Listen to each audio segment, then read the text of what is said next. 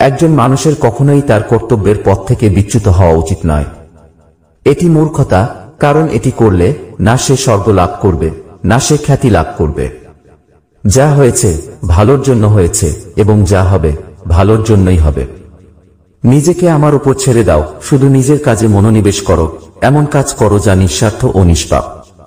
পরিবর্তন জগৎ সংসারের নিয়ম।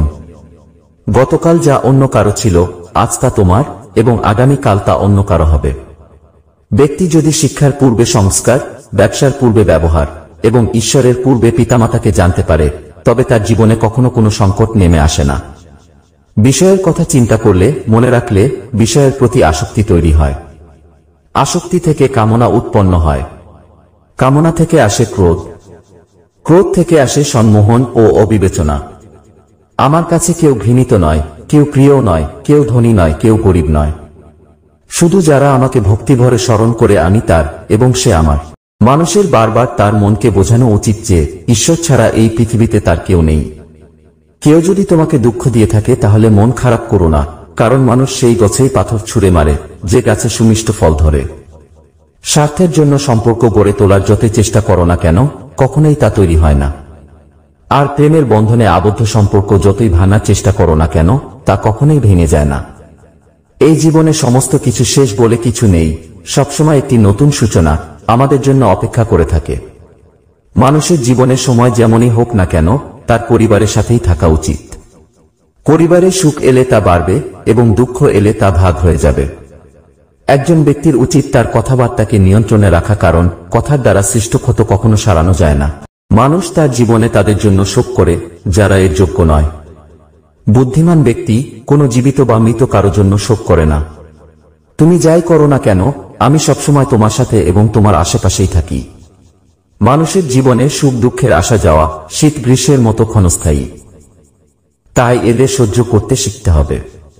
মানুষ কখনোই কাজ করা থেকে মুক্তি পেতে পারে না, তাই আমাদের সর্বদা কাজ করে যেতে হবে, কারণ কাজ ছাড়া আমাদের শরীর নির্বাহ করা অসম্ভব। নিজের মনকে নিয়ন্ত্রণ করা একটি নবজাত অশ্ব শাবককে নিয়ন্ত্রণ করার মতোই কঠিন। আমি কোনো ব্যক্তির ভাগ্য তৈরি করি না, এবং আমি কাউকে কর্মের ফল দিই না। ব্যক্তি বা প্রাণীর কর্ম যা তার ভাগ্য তৈরি করে। রাগ মানুষের সবচেয়ে বড় শত্রু। রাগের কারণে মানুষের চিন্তা ও বোঝার ক্ষমতা নষ্ট হয়ে যায়, আর তার পতন হতে বেশি সময় লাগে না। এই জগতের সমস্ত সম্পর্কই নশ্বর এবং শুধুমাত্র শরীরের সাথে যুক্ত। যেমন মানুষ মারা যাওয়ার সাথে সাথে আত্মা দেহ ত্যাগ করে, দেহের সাথে সংযুক্ত সম্পর্কের সাথে আত্মার আর কোনো সম্পর্ক থাকে না। এই পৃথিবী যখন চিরস্থায়ী নয়, তখন এই জগতের কোনো কিছু চিরস্থায়ী হবে কি করে? মানুষের সুখ দুঃখ, মান অপমান, লাভ ক্ষতির অনুভূতি শুধুমাত্র মনের, আত্মার সাথে এর কোনো সম্পর্ক নেই। মানুষের জীবনে অর্ধেক দুঃখ আসে প্রত্যাশা থেকে, কারণ আমরা তাদের কাছ থেকে প্রত্যাশা করি যাদের উপর আমাদের করা উচিত ছিল না। শান্ত থাকার মাধ্যমে সমস্ত দুঃখ দূর হয়ে যায়, এবং শান্ত মন একজন ব্যক্তির বুদ্ধিকে দ্রুত স্থির করতে এবং পরমেশ্বরের সান্নিধ্য লাভে সাহায্য করে। যে কথা সত্যের উপর প্রতিষ্ঠিত তা বলতে, করতে এবং বিশ্বাস করতে আমাদের কখনো ভয় পাওয়া উচিত নয়। ধর্ম কেবল আমাদের পথ দেখায়, কিন্তু কর্ম আমাদের লক্ষ্যে পৌঁছে দেয়। মানুষের ইচ্ছা পূরণ না হলে তার রাগ বাড়ে, এবং ইচ্ছা পূরণ হলে লোভ বেড়ে যায়। এজন্য জীবনের যে কোনো পরিস্থিতিতে ধৈর্য ধরো। যে ব্যক্তি নেতিবাচক শক্তির লোকেদের দ্বারা বেষ্টিত, সে নিশ্চিতভাবেই তার লক্ষ্য থেকে বিচ্যুত হবে।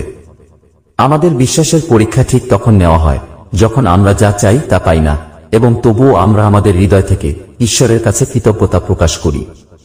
মানুষ প্রায় সত্য বলতে এড়িয়ে যায় বা ভয় পায়, কিন্তু সত্য কখনো লুকানো যায় না এবং কখনো মুছে ফেলা যায় না। আপনি যতই আড়াল করুন না কেন, সত্য অবশ্যই উন্মোচিত হবে। অহংকারের কারণে ব্যক্তির প্রতিপত্তি, বংশ, গৌরব তিনটিই নষ্ট হয়ে যায়। আত্মা অমর, তাই মৃত্যু নিয়ে চিন্তা করো না।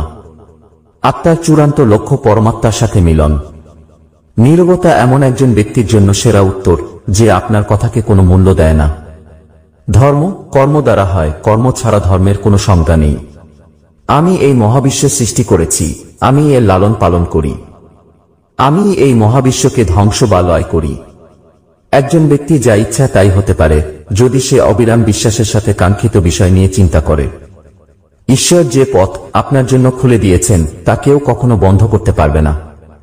যদি তোমার আজকের দিন খারাপ হয় তবে আগামীকাল অবশ্যই ভালো হবে। শুধু নিঃস্বার্থভাবে নিজের কাজ করে যাও। একজন মানুষকে তার কর্মফল ঠিক সেভাবে খুঁজে নেয় যেভাবে একটি বাছুর তার মাকে শত শত গরুর মধ্যে খুঁজে নেয়। যে মানুষ সমস্ত কামনা বাসনা ত্যাগ করে আমি ও আমার অনুভূতি ও মোহ থেকে মুক্ত হয়ে যায় সে শান্তি লাভ করে।